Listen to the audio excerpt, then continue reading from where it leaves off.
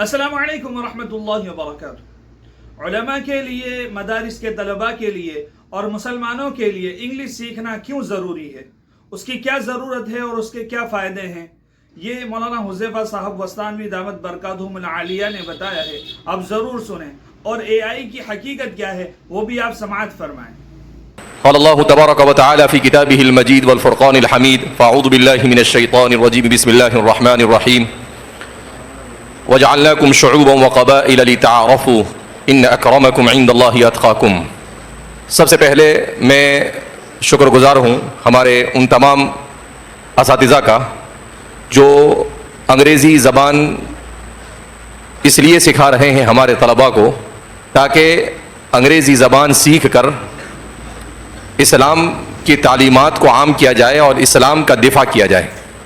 ابھی 2 دن پہلے، کل ہی کی بات ہے، ہم لوگ کچھ بیٹھے ہوئے تھے تو جاوید سر بھی تھے. وہ کہہ رہے تھے کہ اے آئی آرٹیفیشل انٹیلیجنس ایک سوال کیا. کیا سوال کیا کہ ایک طرف ایک یہودی ہے اور دوسرے سارے یورپی اقوام ہیں، تو کیا ہونا چاہیے؟ ان کی جان سب کی بچانی چاہیے یا یہودی کی جان بچانی چاہیے؟ تو اے آئی کیا کہتا ہے؟ یہودی کی جان بچانی چاہیے. برابر ہے سر؟ اے آئی کیا کہتا ہے؟ یہودی کی جان بچانی چاہیے. پوچھا کیوں؟ اس نے جواب دیا اس لیے کہ وہ امپورٹنٹ ہے، وہ بہت کچھ دے رہے ہیں. پھر دوسرا سوال کیا کہ اگر ایک طرف بہت سارے یہودی ہو اور ایک ادھر یورپین یا کوئی دوسرا آدمی ہو تو کس کو بچانا چاہیے؟ تو وہ بولتا ہے یہودیوں کو. اس ایک کو مار دو، ادھر بولا ان کو سب کو مار دو، اس کو ایک کو بچاؤ. اس کا مطلب کیا ہوا؟ اے آئی جس کو آرٹیفیشل انٹیلیجنس کہا جاتا ہے، عربی زبان میں اس کو کہتے ہیں الذکاء الاصطناعی. الذکاء الاصطناعی اس کا عربی ہے اور اس کو اردو میں کہتے ہیں مصنوعی ذہانت. اردو میں کیا کہتے ہیں اس کو؟ مصنوعی ذہانت. تو یہ کیسے کام کرتا ہے؟ یہ ایسے کام کرتا ہے کہ اس میں سارا مواد ڈالا جاتا ہے اور پھر اسی مواد کی روشنی میں آپ جو بھی سوال کرو وہ سوال کا جواب دیتا ہے. ہمیں زبان اس لیے بھی سیکھنی ہے کہ سائنس اور ٹیکنالوجی جس طرح سے آگے بڑھ رہی ہے، ابھی یہ اے آئی ہے، سپر اے آئی، اور اس سے بھی آگے اس کو لے جانے کی کوشش کر رہے ہیں. اور ایسا کہا جا رہا ہے کہ شاید دنیا سے پڑھنے پڑھانے کا جاب ختم ہو جائے، ان کا ایسا ماننا ہے. لیکن بہرحال یہ جاب تو قیامت تک ہی ختم ہونے والا نہیں ہے، اس لیے کہ وہ کتنا ہی ایڈوانس ہو جائے بات کی معلومات تو وہ دے سکتا ہے، مگر ایک انسان دوسرے انسان سے انسیت کے ساتھ جو اپنے اشاروں کے ذریعے اپنے خیالات کو منتقل کرتا ہے وہ چیز اس کے اندر میں آ سکتی نہیں. انگریزی زبان یہ کسی زمانے میں شجر ممنوعہ تھی. شاہ عبدالعزیز صاحب محدث دہلوی رحمۃ اللہ علیہ سے سوال کیا گیا، فتویٰ پوچھا گیا کہ انگریزی سیکھ سکتے ہیں یا نہیں. تو شاہ صاحب نے کہا کہ انگریزی کو بحیثیت زبان سیکھنے میں کوئی حرج نہیں، اس لیے کہ اسلام دنیا کی کسی زبان کے سیکھنے کو منع نہیں کہتا ہے، نہ نہیں کہتا ہے کہ زبان مت سیکھو. ہاں البتہ اس سے جو خرابیاں ہیں ان خرابیوں سے بچنا چاہیے. اس کے بعد حجت الاسلام حضرت مولانا قاسم صاحب نانوتوی نور اللہ مرقدہ، ان کا واقعہ اس سے پہلے بھی آپ کے سامنے بارہا میں نے سنایا ہے کہ حضرت جب سفر کر رہے تھے تو ایک انگریز سے آپ کی سفر میں ملاقات ہوئی پانی کے جہاز میں. تو اس نے کچھ سوالات کیے، آپ نے سوالات کے جوابات دیے. حضرت انگریزی نہیں جانتے تھے تو کسی مترجم نے اس کا ترجمہ کیا، مگر حضرت چونکہ اتنی بڑی شخصیت تھے تو آپ نے اس کے چہرے کے تاثرات سے سمجھ لیا کہ یہ میری بات سمجھا نہیں سکا. تو آپ نے کہا کہ میں واپس جا کر انگریزی سیکھوں گا تاکہ انگریزی میں اسلام کو صحیح معنی میں لوگوں کو سمجھایا جائے. لیکن اتفاق سے حضرت واپس ہوئے، بیمار ہوئے اور حضرت اس دنیا سے چل بسے، کیونکہ حضرت حجت الاسلام حضرت مولانا قاسم صاحب نانوتوی نور اللہ مرقدہ کی زیادہ عمر نہیں ہوئی، 50-55 سال کی عمر میں حضرت کا انتقال ہو گیا. اس کے بعد حضرت شیخ الہند رحمۃ اللہ علیہ، ان کے سامنے بات آئی کہ انگریزی زبان کے بارے میں آپ کیا کہتے ہیں؟ تو حضرت نے کہا کہ ہمارے مدارس کے طلباء اگر مکمل طور پر عربی اور اسلامی علوم میں مہارت حاصل کرے اور اس کے بعد وہ اگر انگریزی زبان کو سیکھے تو یہ ان کے لیے اور مسلمانوں کے لیے اور دنیا والوں کے لیے اور زیادہ مؤثر ہو سکتے ہیں. یہ کس نے کہا؟ شیخ الہند رحمۃ اللہ علیہ نے. حضرت شیخ الہند رحمۃ اللہ علیہ کے بارے میں بعض لوگوں نے کہا کہ آپ شیخ الہند نہیں تھے بلکہ آپ شیخ العالم تھے، یہ لقب آپ کو شیخ العالم کا ہونا چاہیے. اور آپ نے جامعہ ملیہ اسلامیہ کی جو بنیاد دہلی کے اندر میں ڈالی گئی اس کے فاؤنڈیشن میں آپ شریک رہے، اس کے مؤسسین میں سے آپ تھے. حکیم الامت مجدد ملت حضرت تھانوی رحمۃ اللہ علیہ سے پوچھا گیا کہ انگریزی زبان سیکھنے کا کیا حکم ہے، تو حضرت فقیہ تھے، مفتی تھے. حضرت نے بڑا پیارا جواب دیا. حضرت نے کہا کہ ایسے آدمی کو انگریزی زبان سیکھنی چاہیے جو آدمی اسلام کی تعلیمات سے واقف ہو، نمبر ایک. دوسرے نمبر پر وہ آدمی انگریزی تہذیب سے مرعوب اور متاثر نہ ہو. اور تیسرے نمبر پر وہ انگریزی سیکھنے کے بعد انگریزی کو وہ اہمیت دینے کی ضرورت نہیں جو وہ دے، یعنی ہر جگہ پر، بلکہ جہاں ضرورت ہے وہاں استعمال کرے اسے. تو حضرت نے کہا کہ بھائی زبان آپ سیکھ سکتے ہیں مگر اس زبان کو سیکھنے سے پہلے اسلام کو مکمل سیکھیں. اب اس کے بعد انگریزی زبان کو ہمارے مدارس میں پڑھایا جائے یا نہیں، اس سلسلے میں بحث چلی.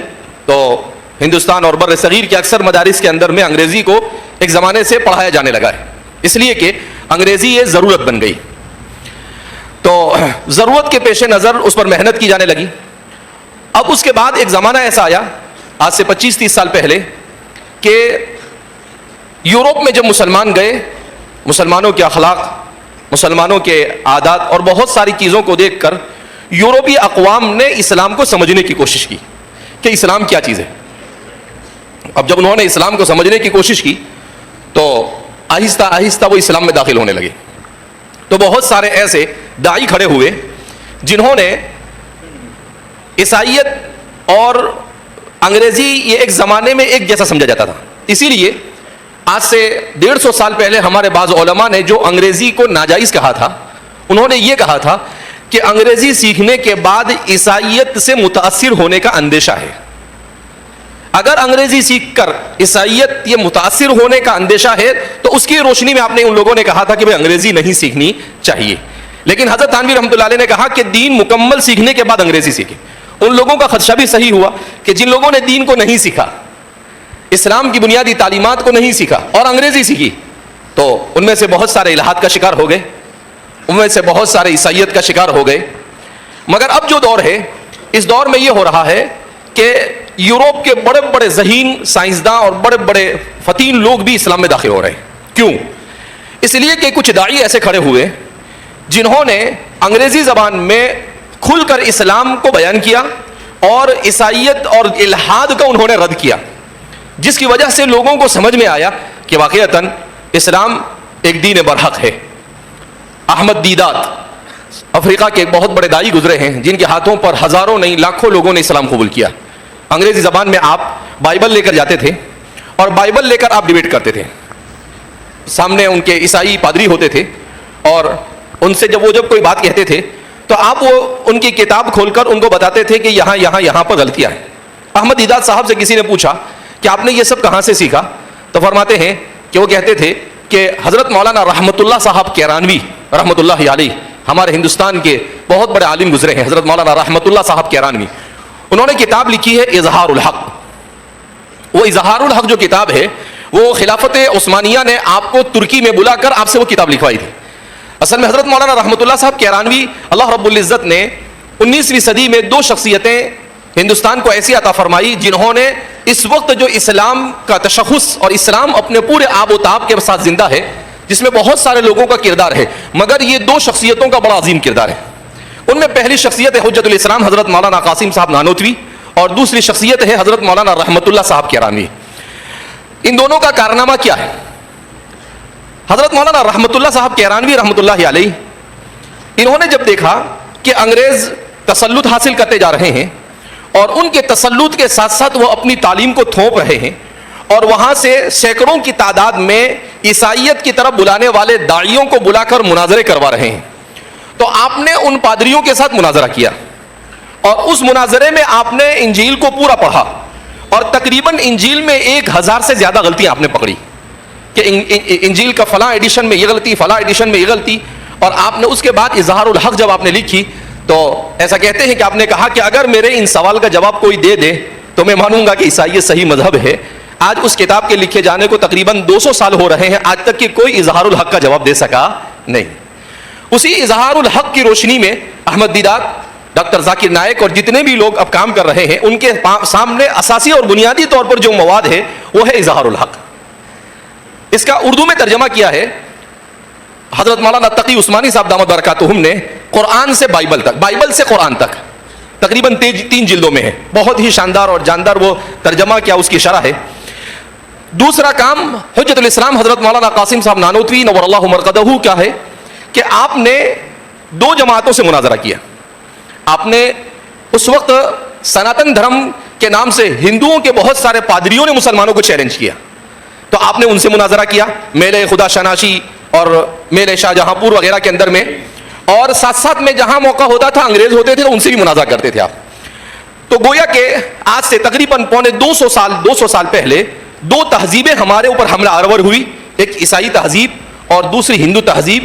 ان دونوں تہذیبوں کا مقابلہ ہمارے ان دونوں بزرگوں نے کیا, اور ان کی برکت سے دونوں کے دونوں تہذیب ہم پر غالب نہیں آ سکی. اور الحمدللہ آج ہم اسلام آب و تاب کے ساتھ اپنے پورے تشخص کے ساتھ یہاں پر رہ رہے ہیں, اور انشاءاللہ قیامت تک رہیں گے. تو اللہ ہمارے ان بزرگوں کو جزائے خیر عطا فرمائے. جس نے جس زمانے میں جو کیا اس کا کوئی انکار کیا جا سکتا نہیں. آج سائنس اور ٹیکنالوجی پر غلبہ حاصل کرنے کے لیے ہمیں ضرورت اس بات کی کہ اس زبان کو سیکھے. اس زبان کو سیکھ کر ہمیں دنیا نہیں کمانی ہے. الدنیا ظل زائل, یہ دنیا تو ختم ہونے والی چیز ہے, مگر بارہا آپ کے سامنے یہ بات اسی لیے رکھی جاتی ہے کہ آپ کے ذہن میں یہ بات بٹھائی جائے کہ اس زبان کو سکھانے کا صرف ایک مقصد ہے, لِتَكُونَ كَلِمَةُ اللَّهِ هِيَ الْعُلْيَا, اللہ کے کلمے کو ہمارے ذریعے سے کیسے سربلندی حاصل ہو, اور اللہ اپنی رضامندی کے خاطر اخلاص و للہیت کے ساتھ ہمیں کیسے اس کے لیے کیا کرے, قبول کرے. اس لیے ایک بات ہمارے طلباء کو جاننا بہت ضروری ہے کہ اسلام کی 1400 سالہ تاریخ میں ایک ہوا سقوط اندلس. آج سے 600 سال پہلے اندلس کا سقوط ہوا, اور ایک ہوا سقوط بغداد, بغداد کا سقوط. خلافت عباسیہ کا خاتمہ ہوا. خلافت عباسیہ کا خاتمہ تاتاریوں کے ذریعے ہوا, مگر کچھ ہی مدت کے بعد مسلمان کھڑے ہو گئے.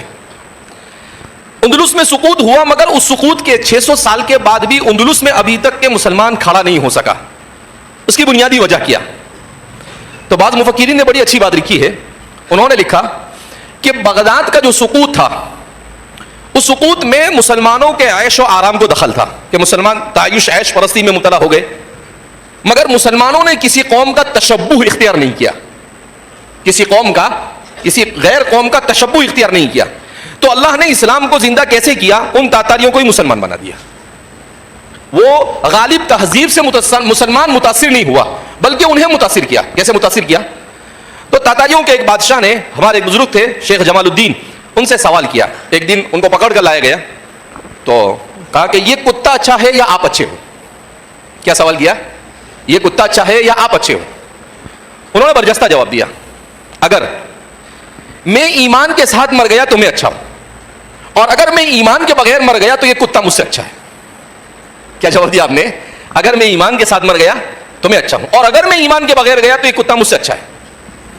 آپ نے اتنا بولا, اب اس بادشاہ کے ذہن میں چکرانے لگا, کیا بول رہا ہے یہ؟ عجیب بات بولی اس نے, منطق پڑھی نہیں ہوگی بادشاہ نے. تو لیکن اس کے ذہن میں ایک بات بیٹھی کہ اس نے ایسا کیوں کہا کہ اگر میں ایمان کے ساتھ گیا تو میں اچھا, اور اگر میں ایمان کے بغیر گیا تو یہ کتا اچھا. تو پھر اس نے ان کو تنہائی میں بلایا, شیخ جمال الدین, اور کہا کہ یہ آپ نے جو کہا تو یہ ایمان کیا ہوتا ہے؟